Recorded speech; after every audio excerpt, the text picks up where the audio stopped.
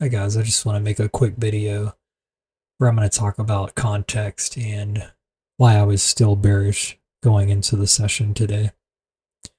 So I recently made a post yesterday evening, where I was saying that we had another weak session that put in the lower highs and lower lows. And just like the prior sessions, I was still proceeding with a lean towards shorting rallies. I was leaning bearish, basically.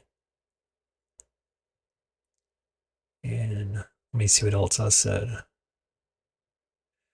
Oh yeah, I was saying how sometimes strong higher time frame moves, they'll start off from sort of like a week's slow grinding session that moves in the direction of it.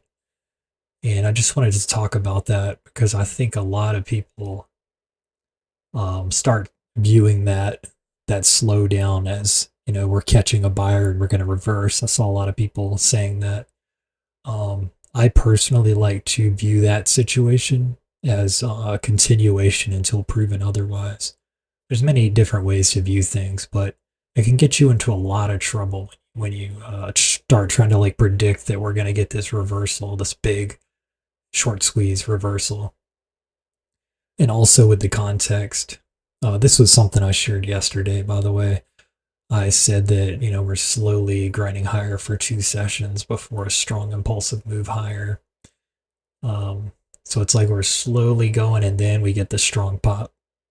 And so this time we broke out of balance. I guess that's the difference. This time we broke out of our higher time frame balance and then we started the slow grind, but it's a very similar move. So I was actually, this whole time, immediately after this session, and even before this session was done, I said early in the day, right around here, I said, this is not normal selling. And this could very easily be the start of a higher time frame shift towards the downside. I was saying that, way before all this happened. This was not like a normal break, and then we're just going to find a buyer and fly back up. The DOM was going absolutely crazy. You could just see it just kept rolling over on the tick charts, really quick selling. The auctioning pace was very high. Completely different feel than when we were just like chopping around in all these sessions. And then these weak sessions where we're barely grinding lower.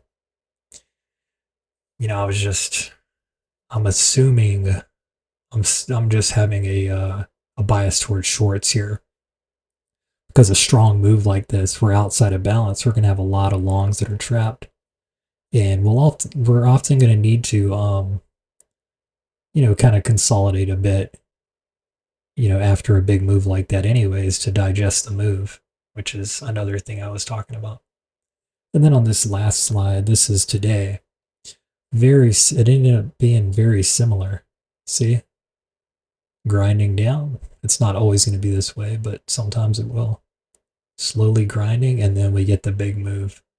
And then if we look at the daily session profiles, we had value is just slowly churning lower, and then boom, it just nukes right through really heavy. So I just wanted to talk a little bit about that real quick, not to always assume we're going to get a reversal, and especially after we get a really strong move. And really, the thing that I've been waiting on the whole time is, unless we got some volume building above 60 and getting acceptance above, then I'm fully expecting this thing to sell off, because it's got to get above this positioning. It's all about higher time frame positioning. It's not about guessing games or what the news said or any of this. Like, the positioning, it tells all. So it was really crucial that we get back above that. And if we don't, all the buyers who didn't exit they're gonna be forced to. They're gonna be like, I'm wrong, I'm out of here. So just wanted to talk about that a little bit. Take care, guys.